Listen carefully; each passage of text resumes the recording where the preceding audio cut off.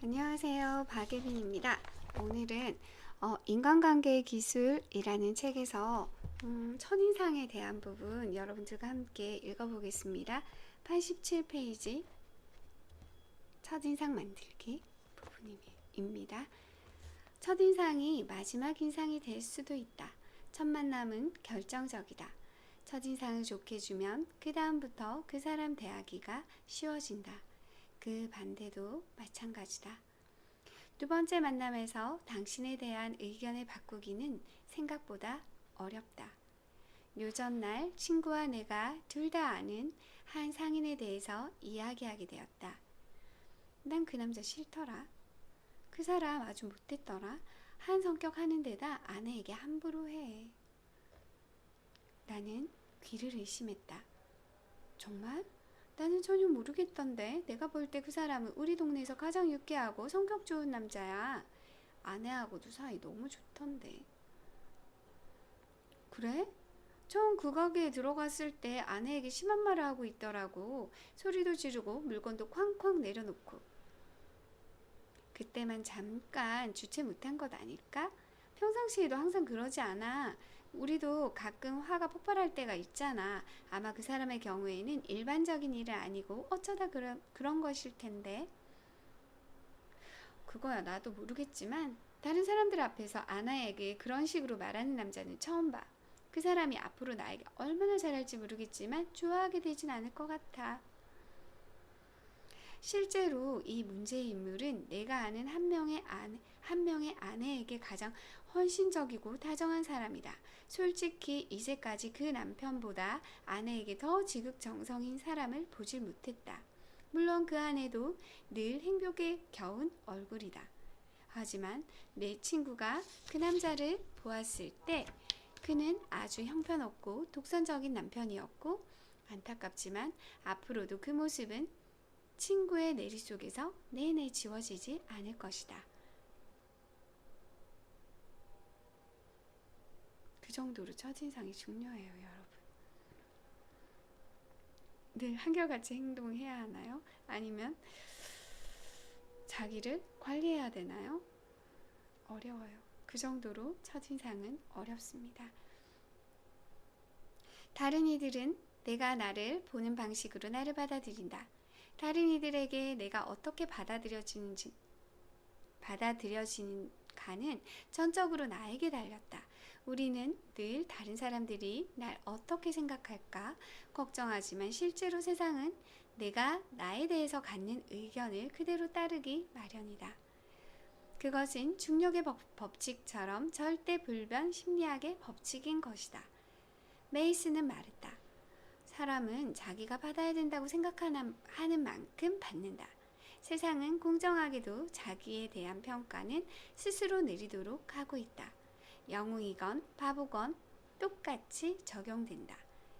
내가 원하는 대로 세상이 날 받아주지 않는다면 그건 누구의 잘못도 아닌 내 잘못이다. 내가 내 자신을 형편없이 여기니까 이 세상도 나를 그렇게 여기는 것이다. 당신이 무언가 특별한 사람처럼 행동한다면 이 세상 또한 당신을 특별한 사람으로 대하는 수밖에 없다. 특별한 사람 되는 거 정말 쉬운데요. 내가 나를 특별하게 대하면 상대도 나를 특별하게 대할 수밖에 없다라고 말씀하세요.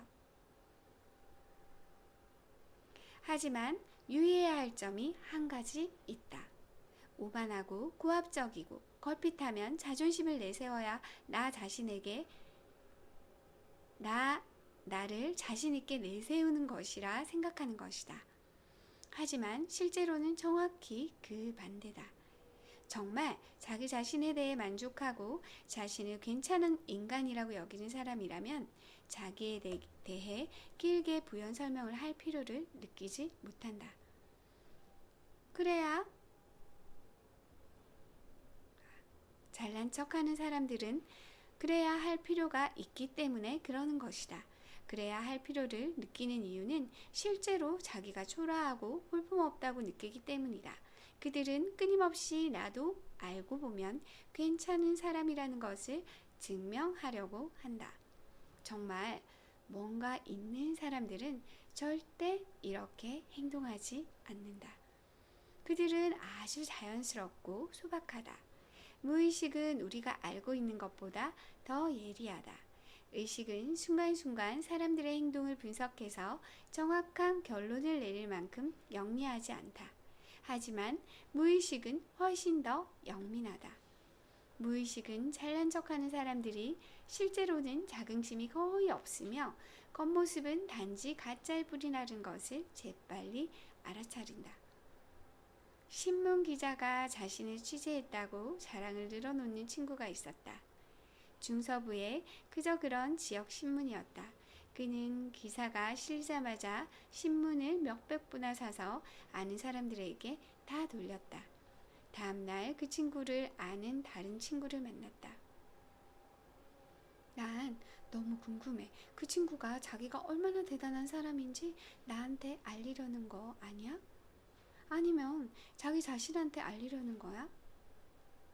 얼마나 많은 사람들이 원하지 않는 첫인상을 남기는가. 사람들은 당신이 스스로에게 매긴 점수에 따라 판단할 뿐만 아니라 당신 주변을 어떻게 보느냐에 따라서도 당신을 판단한다.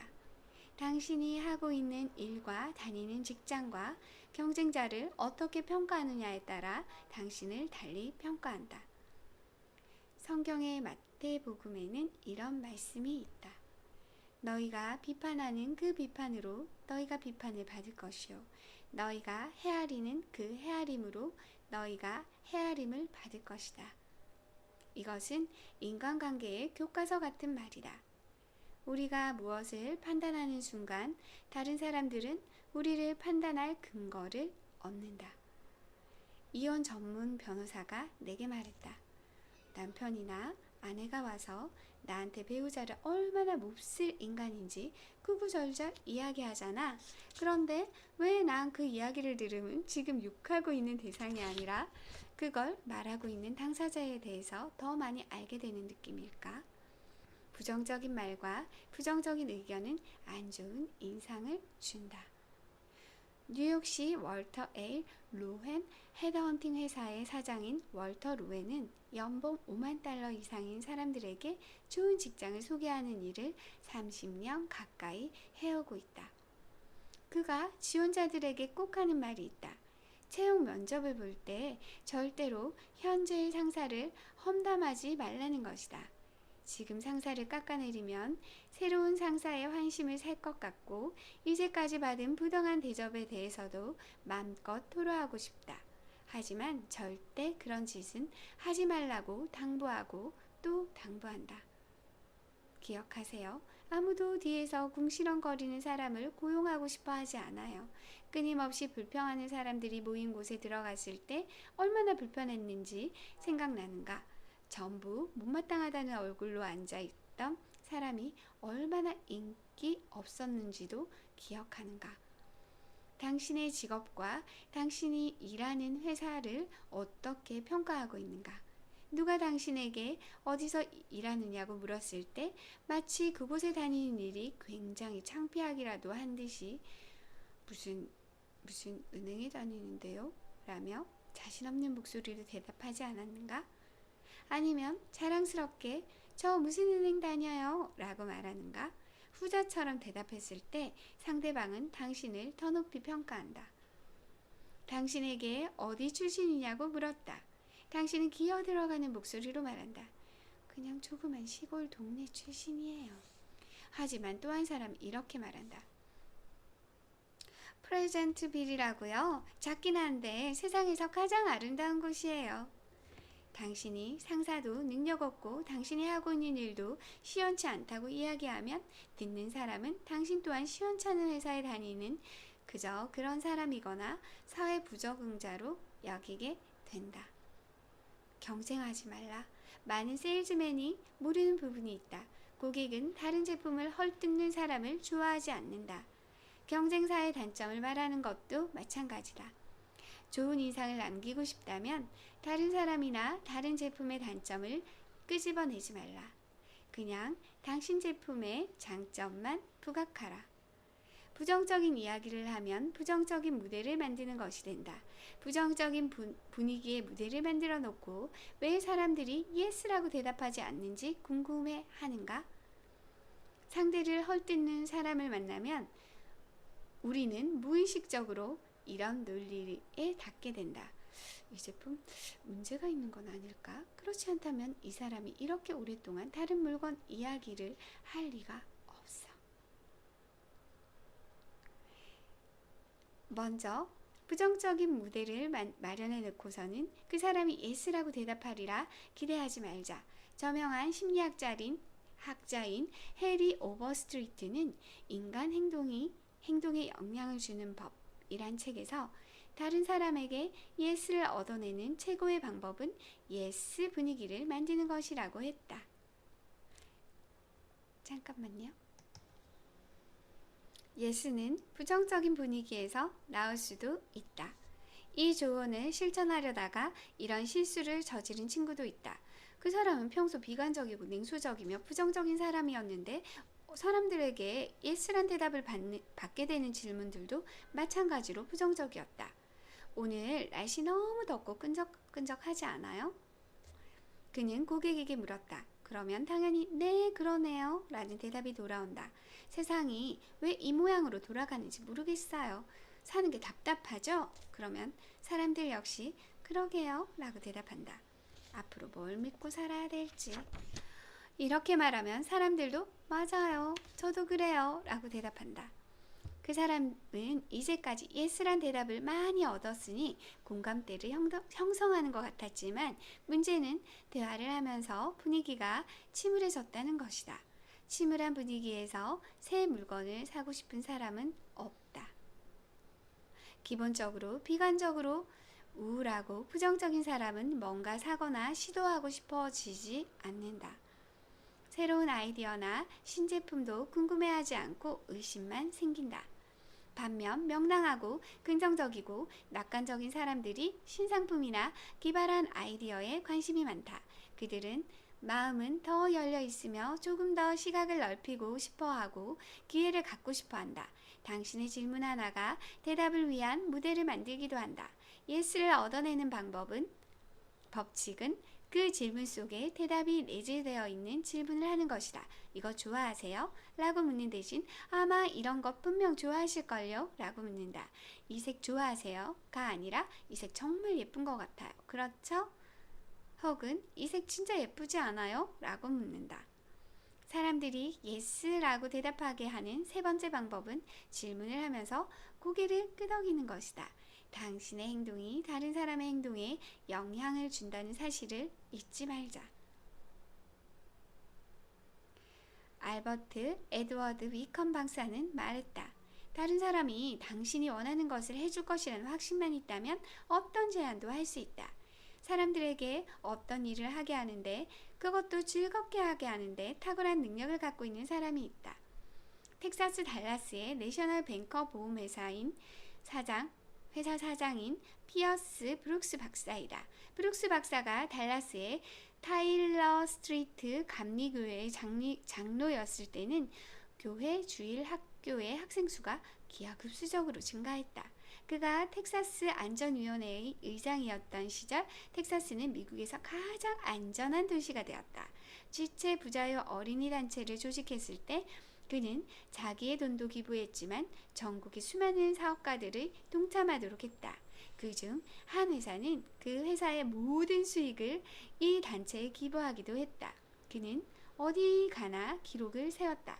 탁월한 조직력과 사람들을 움직이는 능력으로 개인적으로도 성공을 거두었을 뿐만 아니라 시민운동과 자선운동에서도 앞장설 수 있었다.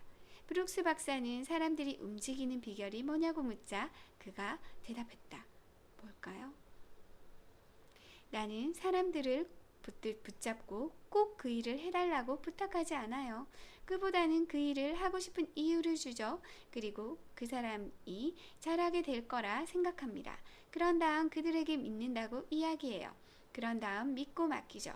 그렇게 내버려 두면 알아서 일을 합니다. 일하고 있는 사람 뒤에서 서서 감시하면 당신이 그를 못 믿어한다는 의미죠. 나는 그 사람이 일을 잘할 거라 믿어요. 그러면 실망하는 일이 거의 없더군요. 믿어야 되는 거네요. 그쵸? 믿으면 되는 거네요. 믿고 마음 편하게 있으면 일이 잘 돌아간다는 얘기잖아요. 그쵸? 의심하지 말고 믿어야겠어요. 6시간 만에 세일즈로 성공하는 법. 이란 책에서 브룩스는 물건을 잘 팔기 위해서는 상대가 그것을 사줄 것이라고 차분하게 믿어야 한다고 말한다. 사람들이 기대에 부합하려는 사람들의 속성을 10분 이용한 것이다. 문제를 찾고 있지 않다면 왜 요구하지 않나? 그 기술을 아이들에게 이용해보자. 아이들이 말을 듣지 않을 것이란 가정이 섞인 말을 하지 말라. 아이들이 일찍 자리에 들게 하고 싶으면 이렇게 말하지 말라. 짐이 너무 늦었다. 엄마는 이제 네가 빨리 일 닫고 잠자리 들었으면 좋겠는데. 아이가 집에 들어와 쉬길 바라면 이렇게 말하지 말라. 집에 일찍 들어와서 쉬면 좋겠네. 왜 자꾸 더운데 돌아다니는지 이해를 못하겠다. 이러한 말들은 이야기가 늦게 잘 것이고 집에 일찍 들어오지 않을 거라고 가정하고 있다는 것이고 그 느낌은 그대로 전달된다. 그보다는 이렇게 해보자. 그냥 다른 말은 말고 아이의 파자마를 갖다 준 다음 굿나잇 키스를 하며 말한다. 지미, 이제 잘 시간이야. 아이가 하루 30분 동안 낮잠 자고 놀기를 바라면 알람 시계를 맞춰 놓는다. 지미, 지금 쉴 시간이야. 이제까지 앞의 방법을 사용했다면 뒤의 방법이 쉽게 통하지 않을지도 모른다. 하지만 이러한 방법들은 잔소리나 꾸중보다 훨씬 효과가 더 크고 부모에게도 좋다. 유명한 잡지 기자 크리스찬 사이언스 모니터라는 잡지사의 편집실에 들렀다. 하지만 아무리 둘러보아도 금연 표시가 없었다. 그래서 그가 물었다. 여기 담배 피우지 않아도 된다는 법이 없나 봐요. 그러자 에디터가 대답했다. 없어요. 그런 법은 없어요. 하지만 이제까지 담배를 피운 사람이 한 명도 없었어요. 원래 줄담배를 피우는 기자였지만 그리고 사실 담배를 피워도 된다는 것을 알았지만 그는 담배를 꺼내 물지 않았다. 자신이 담배를 피우지 않을 거라는 기대를 받고 있다는 사실을 너무나 잘 알기 때문이었다. 그쵸? 의심 없는 믿음이 제일 중요하다는 거네요. 오늘 이야기 읽어드렸어요. 어쨌든 좋은 하루 보내세요. 여러분 안녕. 또 올게요. 또 찾아올게요. 감사합니다.